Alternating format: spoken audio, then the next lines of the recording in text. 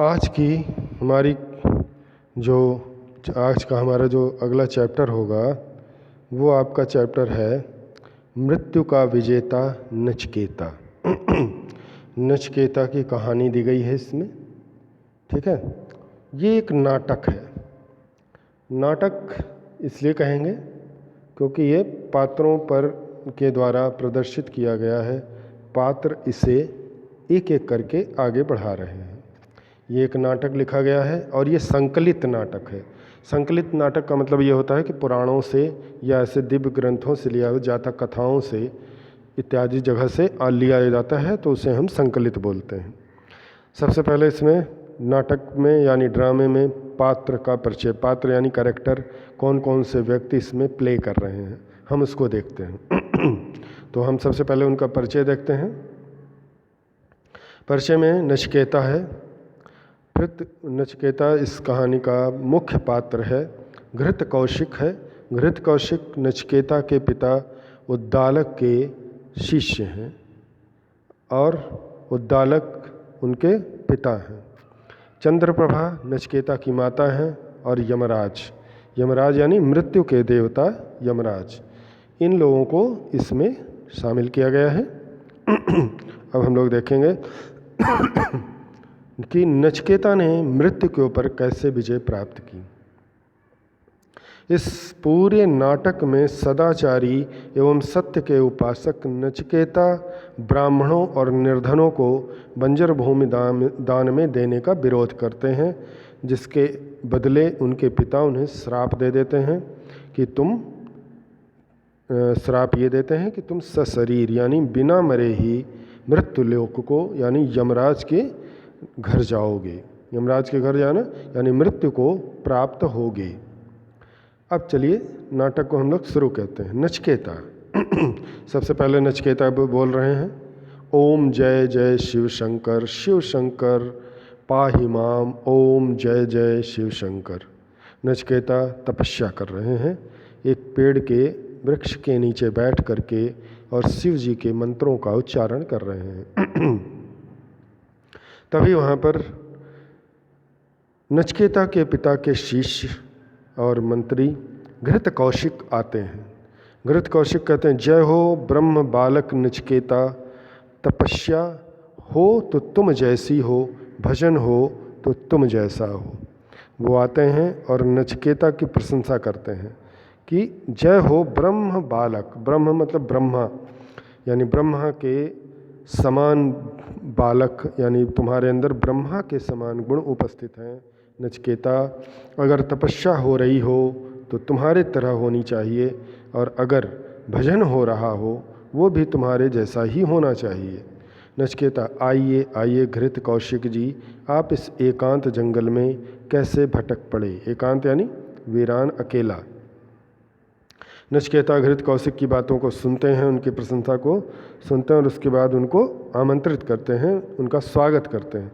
कहते हैं, आइए आइए घृत कौशिक जी, आप इस एकांत, एकांत यानी सुनसान वीरान जंगल में कैसे आप गए। भटक पड़े मतलब कैसे आ गए। घृत कौशिक, मैं भटक कर नहीं, तुम्हारी खोज में यहाँ आया हूँ। तो घृत कौशिक कहते हैं कि मैं भटका नहीं हूँ, बल्कि मैं तुम्हारी खोज में यहाँ तक आया हूँ। उधर तुम्हारे पिता उद्दालक ऋषि यज्ञ की सारी तैयारियाँ कर चुके हैं। कह रहे हैं, उधर तुम्हारे पिताजी यज्ञ की सभी तैयारियाँ पूर्ण कर चुके हैं और वे चाहते हैं कि कि तुम शीघ्र आओ। कह रहे हैं, उन्होंने तुम्हें शीघ्र बुलाया था यज्ञ समिधा और पूजा सामग्री लेकर, और तुम कह रहे हैं, आपके पिता ने, नचिकेता से बोलते हैं, नचिकेता तुम्हारे पिता ने तुम्हें बुलाया था कि तुम यज्ञ की समिधा और पूजा सामग्री लेकर जल्दी आओ, परंतु तुम उसके साथ भी नहीं आए और उसके बगैर भी नहीं आए, तुम यहाँ बैठकर तपस्या कर रहे हो। समिधा क्या होती है मैं आपको बता दूं। यज्ञ समिधा उसे कहते हैं जो हम लोग हवन कुंड बनाते हैं, तो हवन कुंड में वो जो मटेरियल डालते हैं, गुड़ जवा तिल को मिला करके, चंदन की लकड़ी इत्यादि को मिला करके उसको उस आग अग्नि कुंड में, हवन कुंड में डालते हैं और वो स्वाहा स्वाहा बोलते हैं, उसको बोलते हैं समिधा। और पूजा सामग्री यानी पूजा में उपयोग की जाने वाली वस्तुओं। नचिकेता, और मैं यहाँ शिव शंकर के भजन में मग्न हो गया, यही कहना चाहते हैं ना आप। नचिकेता की बात को बीच में ही रोक करके, घृत कौशिक की बात को बीच में ही रोक कर नचिकेता कहते हैं कि आप सही कह रहे हैं कि मेरे पिता ने मुझे यज्ञ समिधा और पूजा सामग्री लेकर बुलाया था, परंतु मैं यहाँ पर आकर के तपस्या में लीन हो गया। सब याद है घृत कौशिक जी, परंतु क्या करूं, यज्ञ से अधिक ध्यान और भजन में मेरा मन लगता है। कह रहे हैं कि नचिकेता कह रहे हैं कि घृत कौशिक जी, मुझे याद है कि मेरे पिता ने मुझसे क्या क्या मंगाया था, परंतु मैं आपको सच बात बताऊं कि इस यज्ञ और यज्ञ के कार्य से कहीं अधिक मेरा मन इस कार्य में लगता है कि मैं भजन और ध्यान करूं। घृत कौशिक, तुम्हारी बातों तो पहुँचे हुए ज्ञानी ध्यानियों जैसी होती हैं। नचिकेता, ऐसा लगता है तुम अपने पिता ऋषि उद्दालक से भी अधिक। घृत कौशिक कहते हैं तुम्हारी बातें तो बहुत बड़े ज्ञानियों के जैसी लगती हैं, जैसे सिद्ध महापुरुष बोलते हैं उसी तरह तुम भी बोलते हो। मुझे तो ऐसा लगता है कि तुम अपने पिता से भी अधिक विद्वान होगे, ऐसा बोलना चाहते हैं। उसी वक्त नचिकेता उनको बीच में ही रोक देते हैं। नचिकेता घृत कौशिक को बीच में रोक देते हैं। उसके बाद कहते क्या हैं, दूसरे पेज पे हम लोग चलेंगे। दूसरा पेज ये आ गया आपके सामने। कह रहे हैं कि यहाँ पर क्या कह रहे हैं, नहीं, ऐसी बात नहीं है।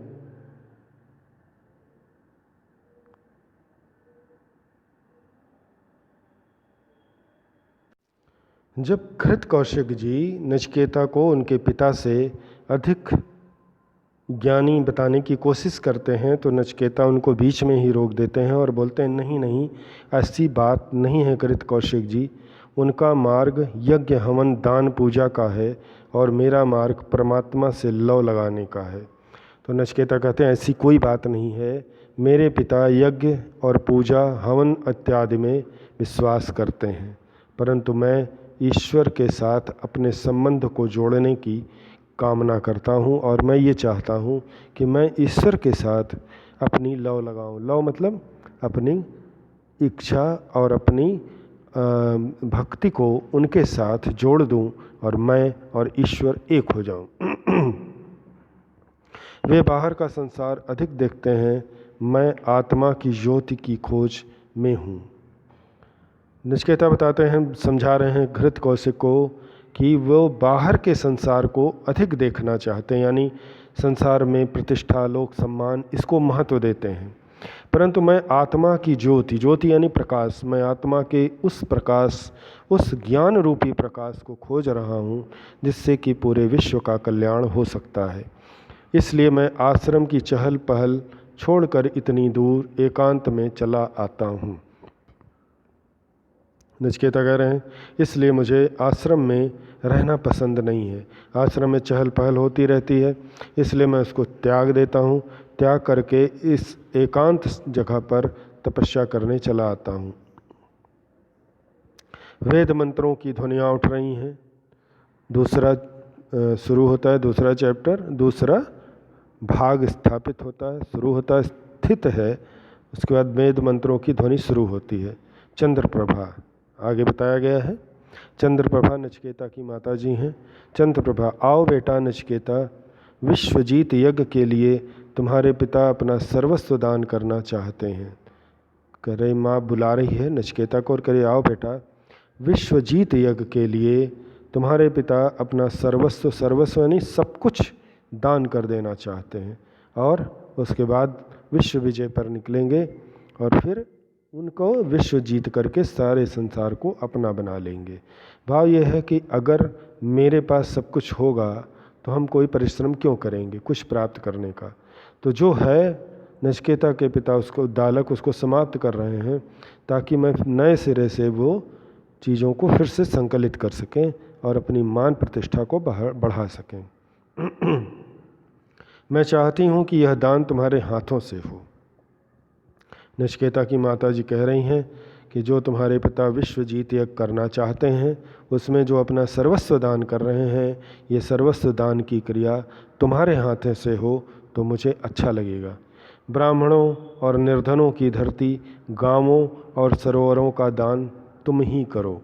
करें ये ब्राह्मणों को और निर्धनों को धरती, गांव, सरोवर सब दान में दे रहे हैं, इन सभी को तुम अपने हाथों से दो। नचिकेता अवश्य करूँगा माँ। नचिकेता अपनी माँ से कहता है मैं आपकी आज्ञा का पालन अवश्य करूँगा। देने में जो आनंद है वह पाने में कहाँ। नचिकेता कहता है कि जो देते हुए आनंद की प्राप्ति होती है, अनुभूति होती है, वो किसी चीज़ को लेते समय नहीं होती। दान के लिए ब्राह्मण याचक खड़े हैं, इन्हें गाय दान में देनी है ना। कह रहे हैं कि याचक मतलब मांगने वाला। कह रहे हैं दान के लिए ब्राह्मण खड़े हुए हैं याचक के रूप में, यानी मांग रहे हैं, क्या इन्हें गाय दान में देनी है। चंद्रप्रभा हाँ बेटा, सबसे पहले गायों का दान किया जाता है। कह रहे हाँ बेटा, दान की परंपरा है कि सबसे पहले दान में गाय दान की जाती है। नचिकेता कहाँ है गाय। नचिकेता प्रश्न करता है कि दान करने वाली गाय कहाँ पर है। चंद्रप्रभा वो देखो सामने बाड़े में खड़ी हैं। चंद्रप्रभा नचिकेता की माता जी नचिकेता को बताती हैं कि वो देखो बाड़े में, यानी घेरे में, तार के घेरे में वो खड़ी हैं। वो देखो बाड़े में वे खड़ी हैं। नचिकेता वे सब तो गाय बूढ़ी हैं माँ। नचिकेता उन गायों को देखता है। देखता क्या है कि वो सभी गाय कमज़ोर हैं, बूढ़ी हो गई हैं। इन्होंने तो दूध देना बंद कर दिया है। ऐसी गायें पाकर इन बेचारे ब्राह्मणों को क्या मिलेगा।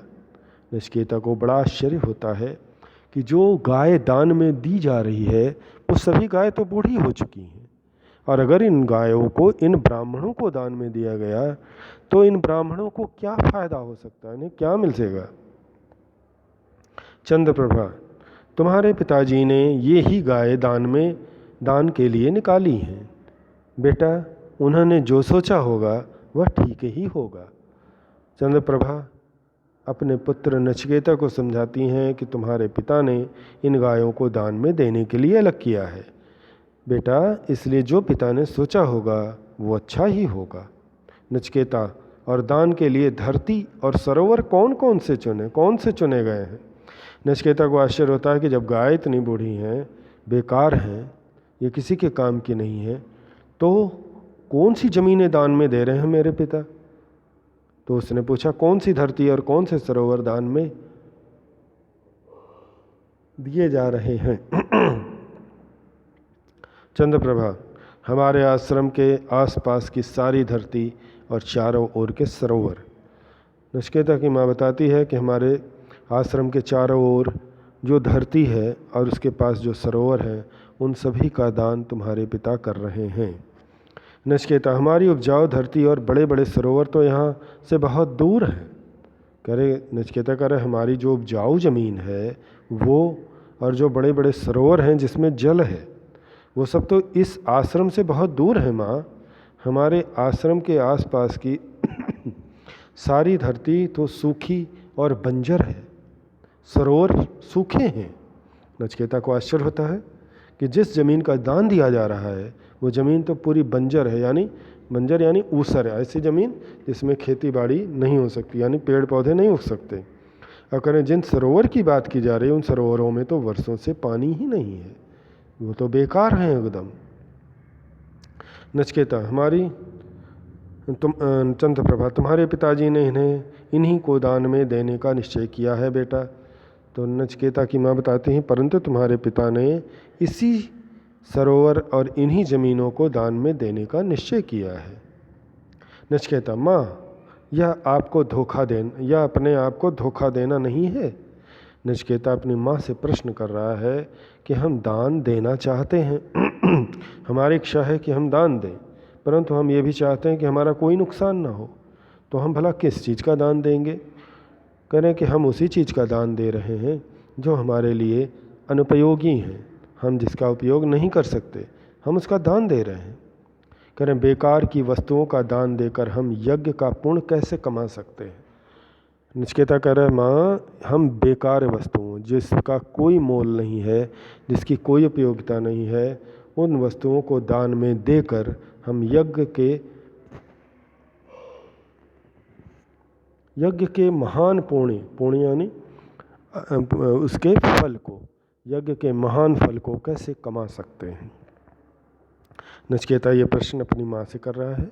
चंद्रप्रभा, नहीं बेटा, अपने पिता के प्रति ऐसे अभिनय से तुम्हें नहीं बोलना चाहिए। नचिकेता की माँ कहती है, बेटा तुम्हारे पिता ने ये संकल्प किया है और इन चीज़ों का दान दे रहे हैं, और अपने पिता के खिलाफ इतनी निष्ठुरता से और इतने अविवेक से नहीं बोलना चाहिए। तुम्हारे पिता ने आज्ञा दी है वही करो, अन्यथा उन्हें दुख होगा और उनके यज्ञ कार्य में बाधा पड़ेगी। नचिकेता की माँ चंद्रप्रभा कहती हैं, बेटा तुम्हारे पिता ने जो आज्ञा दी है तुम उसे पूर्ण करो, अन्यथा उन्हें दुख होगा और उनके यज्ञ कार्य में बाधा उत्पन्न होगी। आज के वीडियो में हम लोग इतना ही देखेंगे। अगले वीडियो में हम लोग ये देखेंगे कि क्या नचिकेता ने उन चीज़ों को दान दिया, यदि दिया तो क्यों दिया, यदि नहीं दिया तो उसके साथ क्या हुआ।